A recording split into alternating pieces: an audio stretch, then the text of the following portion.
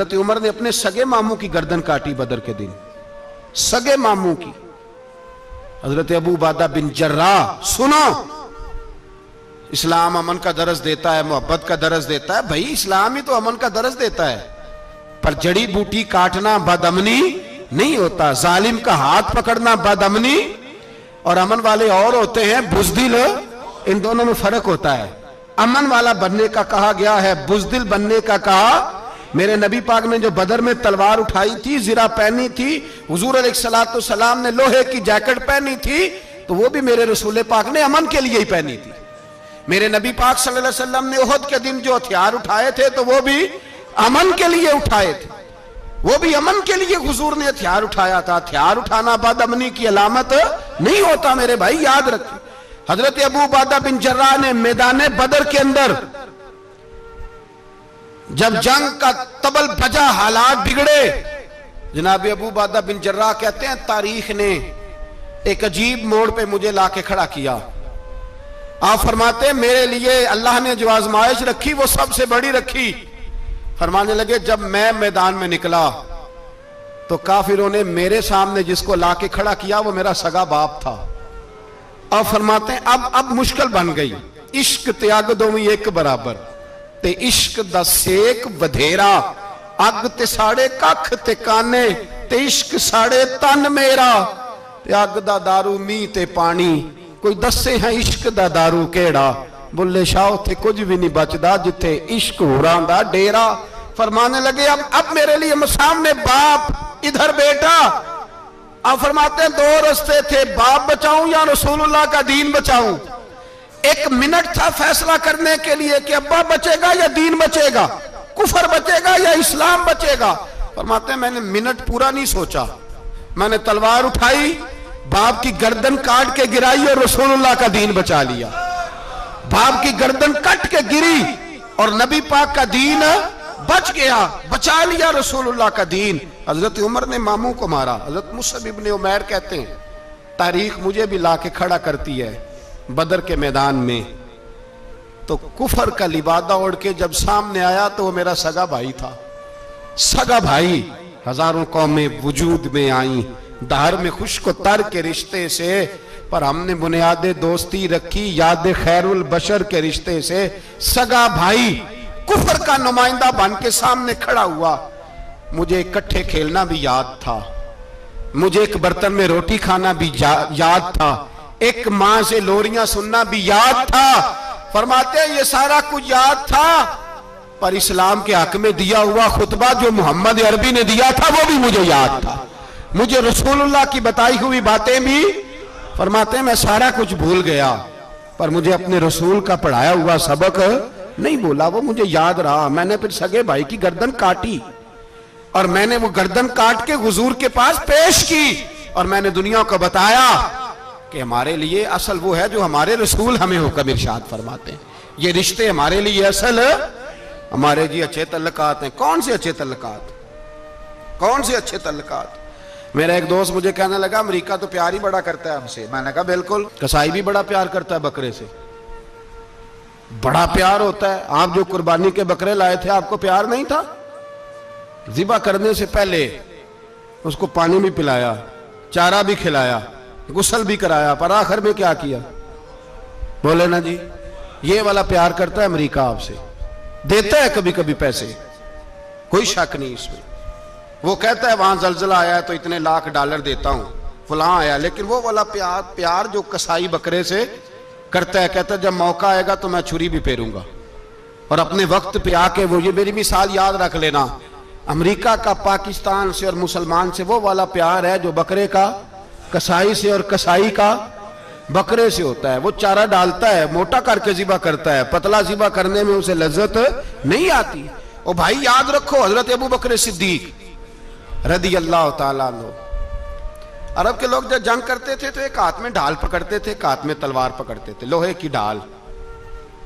जब दुश्मन हमला करता था तो ढाल आगे करते थे, वो कई दफा टकरा के ढाल से तलवार गिर जाती थी। हज़रत अबू बकर सिद्दीक मैदान में निकले, बेटा काफिरों की तरफ से लड़ने आया है, सगा बेटा, और मेरे मुस्तफा करीम ने फरमाया औलाद बुज़दिल कर देती है आदमी को। पर जब ईमान पुख्ता हो तो फिर सहाबा ने इस बुज़दिली की भी परवाह नहीं की। सगा बेटा काफिर की जानिब से आया, हजरत अबू बकर सिद्दीक ने तलवार से हमला किया, बेटे ने ढाल आगे की। जब साहबजादे ने ढाल आगे की ना तो हजरत अबू बकर की तलवार लोहे की ढाल से टकराई, तलवार गिर गई। अब हजरत अबू बकर ने हत्ते हो गए, साहबजादे ने उठाई तलवार। कहता जब मैं मारने लगा तो ख्याल आया घर तो मेरा उजड़ेगा ना, बाप तो मेरा ही है ना। साहबजादे कहते हैं मैं अबू बकर सिद्दीक को छोड़ के चला गया। बाद में मुसलमान हो गए, कलमा पढ़ लिया। एक दिन घर में बैठे थे तो बात शुरू हो गई।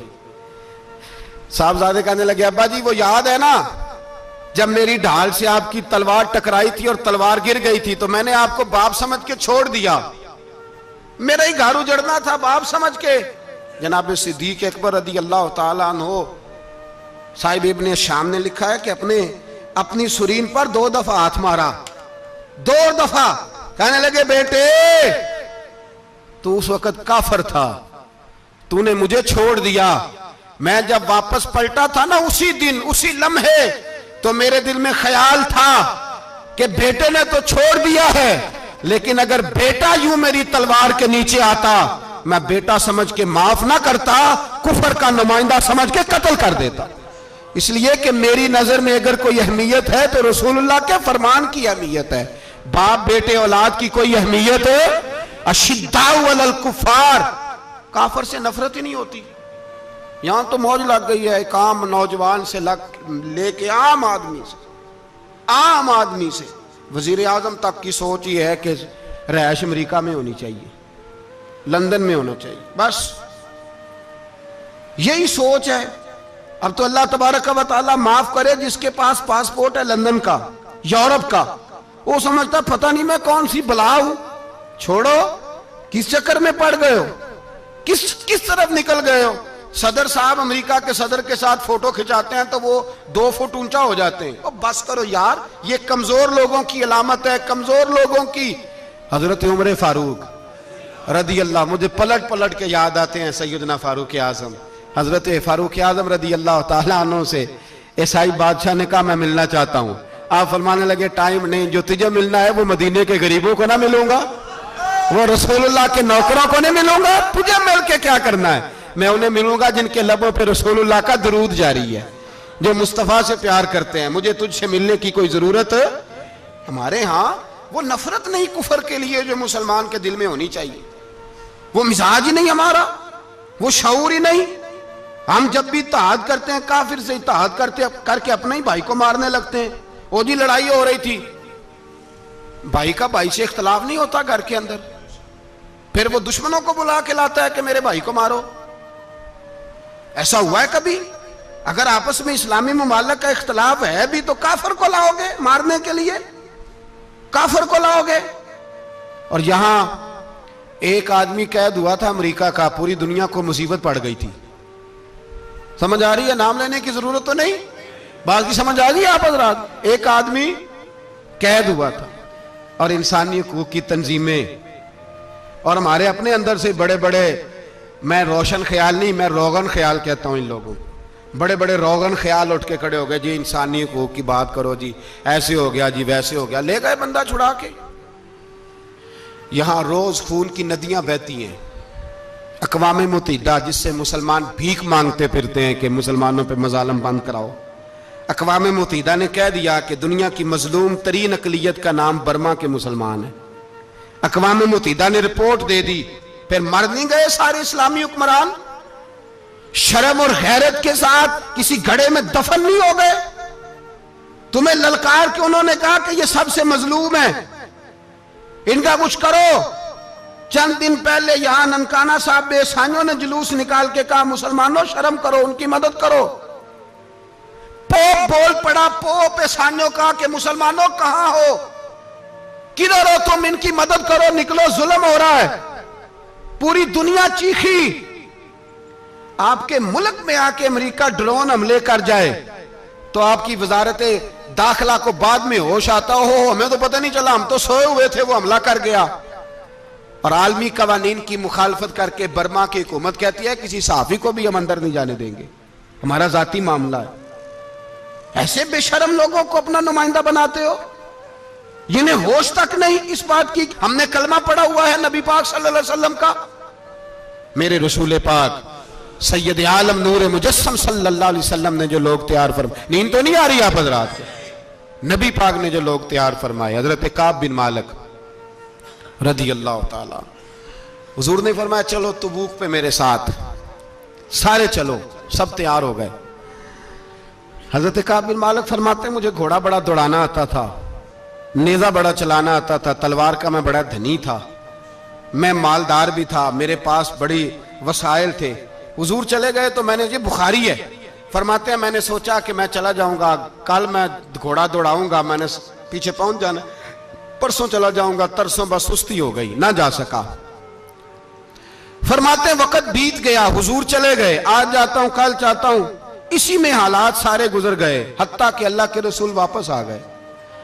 फरमाते कुछ बूढ़े थे जो ना जा सके और कुछ मुनाफिक थे जो हुजूर के साथ जिहाद पे न जा सके। आप फरमाते मैं जवान भी था, तीर अंदाज भी था, और दुनिया अरब सारा जानता था कि मालदार भी है, अल्लाह ताला की दी हुई बड़ी नेमतें थे, मैं न गया और हो गलती गई, सुस्ती गई। फरमाते हुजूर मदीने में आए, जब मस्जिद नबी में बैठे तो मुनाफिक आके बहाने करने लगे। कोई कहने लगा बच्ची बड़ी बीमार थी, कोई कहने लगा हुजूर कल ही सही हुआ हूं। फरमाते मुझे भी पता था और पता मुस्तफा को भी था झूठ बोल रहे हैं, हुजूर को पता था, पर वो बहाने करते, हुजूर कबूल करते, मैं चलो जाओ। कहा फरमाते एक मिनट के लिए मुझे भी वसवसा आया कि कोई बहाना ना कर दूं, लेकिन फिर मैंने सोचा बहाना किसके सामने करूं, जिसे अल्लाह तबारक व तआला ने नबुव्वत की आंख अता फरमाई हुई है, उस महबूब के सामने बहाना। उस ख्याल आया मुसलमान नेक बद पहचान जाते हैं, मोहम्मद आदमी के दिल की बातें जान जाते हैं, किधर बहाना करूं, हुजूर को तो सारा पता है। फरमाते में गया, हुजूर ने पूछा क्यों नहीं आए, और पूछा भी मुस्कुरा के, क्यों नहीं आया, मुस्कुरा के पूछा। फरमाते मैंने सच सच बोला, मैंने कहा या रसूल अल्लाह सुस्ती हो गई, हुजूर गलती हो गई। जो बहाने लगा रहे थे उनको आजादी मिल गई, और मकतब इश्क का दस्तूर निराला देखा, उसको छुट्टी न मिली जिसने सबक याद किया। फरमाते हैं उनको छुट्टी मिल गई, मैंने कहा हुजूर गलती हो गई, तो नबी पाक ने फरमाया इससे कोई बंदा कलाम ना करे, खबरदार मेरे साथ भी गुफ्तगू ना करना। हजरत काब बिन मालिक फरमाते हैं मेरा चचाजाद भाई, खालाजाद भाई सारे रहते थे, मैं किसी को सलाम लेता तो कोई जवाब भी नहीं देता था। फरमाते हैं मैं मस्जिद में नमाज पढ़ने आता, पर सहाबा किराम को हुजूर ने मना कर दिया तो मदीने की गलियां भी नाआशना हो गई। फरमाते मुझे यूं लगता था कि मदीने के दरो दीवार भी मुझसे कलाम नहीं करते, मैं वहां दुआ मंगया करो संगियो किते मुर्शद ना रुस जावे, ए जिन्हां दे पीर रुस जांदे ओ जिउंदे ही मरे रहंदे। कहा इस तरह लगा कि जैसे हालात बिगड़ गए सारे मेरे हक में। आप फरमाते मैं मस्जिद में आके बैठता तो जब मुझे पता था, मैं जब आंखें उधर करता तो हुजूर मुझे देखते, और जब मैं नबी पाक को देखता तो हुजूर चेहरा फेर लेते। बोल पड़े ख्वाजा गुलाम फरीद साहब, कहने लगे मैं वेखा तो मेरा यार ना वेखे, जे मैं नाम वेखा तो वेखे, एडे नसीब किथों ततड़ी दे ओ मेरे विच वेखन दे वेखे। गुलाम फरीदा ओ बुए यार दे मरिए, भावें वेखे या ना वेखे। आप फरमाते मैं सैयद आलम सल्लल्लाहु अलैहि वसल्लम को देखता तो हुजूर रुख अनवर फेर लेते। हजरत काब बिन मालिक रदी अल्लाह ताला अन्हु फरमाते कि हुजूर का हुक्म आया कि बीवी को अलहदा कर दो। बार पहले कोई नहीं बात करता, अब का बीवी को अलहदा कर दो, तो मैंने कहा हुजूर तलाक दे दूं। फरमाया नहीं मेके भेज दो, तलाक नहीं देनी। फरमाते हैं बाल बच्चा भी चला गया, ना घर में कोई ना बाहर कोई, तने तन्हा। आप फरमाते हैं जमाना जानता था, अरब के सूबों में बात फैल गई कि काब बिन मालिक जैसा सरदार, मालदार, घोड़सवार, तीरंदाज, नेजाबाज, इतना बड़ा सियाना संजीदा आदमी जुदा कर दिया नबी पाक ने। फरमाते हैं गुस्सान के ईसाई बादशाह ने मुझे खत लिखा। हजरत काब फरमाते हैं बड़ी आजमाइश थी, पर यह मुसीबत सबसे बड़ी थी। गुस्सान के ईसाई बादशाह ने खत लिखा, उसका आदमी मुझे ढूंढता फिरता मदीने में, मैं मिला तो खत उसने मुझे दिया। खत में यह नहीं लिखा था कि काफिर हो जाओ माअज़ल्लाह, यह नहीं लिखा था ईसाई हो जाओ। उसने खत में लिखा कि काब हमने सुना है तुम्हारे नबी ने तुम्हें छोड़ दिया, नाराज हो गए। तुम तो इस काबिल थे कि सूबे के गवर्नर बनाए जाते, तुम तो बड़े ओहदे के काबिल थे, तुम्हारी तो शोहरत है सारे इलाकों में, तुम आ जाओ हमारे पास, हम तुम्हें बहुत बड़ा ओहदा दे देंगे। हजरत काब बिन मालिक फरमाते हैं अब मेरी चीखें निकली, अब मैं तड़प के रोया। मैंने वो उसका खत पकड़ा और जलते हुए तंदूर में डाला और मस्जिद नबी में सर सजदे में रख के मैंने कहा अल्लाह, मेरा ईमान इतना ही मशकूक हो गया है कि काफिर कहते हैं मैं उनके साथ मिल जाऊंगा। ऐ अल्लाह, मेरा ईमान इतना मशके काफिर समझने लगे हैं कि मैं मुसलमानों को छोड़ के उनसे इत्तेहाद करूंगा। यहां लोग कहते हैं हमने प्रेशर के लिए उनको साथ मिलाया, हमने प्रेशर के लिए काफिर से समझौता करोगे, अपने भाई पर जुल्म करने के लिए बेईमानों के साथ दोस्ती करोगे। हजरत काब बिन मालिक फरमाते मैंने तंदूर में डाला, मैं तड़प के रोया। मैंने कहा अल्लाह, मेरा इतना इम्तिहान ना ले कि काफिर सोचने लगे कि मैं उससे समझौता करूंगा। ऐ अल्लाह मेहरबानी फरमा, इतना इम्तिहान ना ले। रोते रोते घर गया, सहरी तक रोता रहा। एक आदमी दौड़ा आया, कहने लगा काब जल्दी चल, हजरत जिब्रील आ गए हैं, अल्लाह ने तेरी तौबा कबूल फरमा ली है, रसूल पाक ने तुझे याद फरमाया है, चल आ जा। हजरत काब बिन मालिक फरमाते मैं कदमों में गिरा और मैंने कहा महबूबा मेरा सारा ही माल ले ले, हुजूर मेरी सारी सलाहियतें ले ले, रख ले सारा कुछ, मुझे वो माल नहीं चाहिए जो आपके दरवाजे से दूर कर दे। हुजूर वो दौलतें मेरे किस काम की जो आपके दरवाजे से दूर कर दे।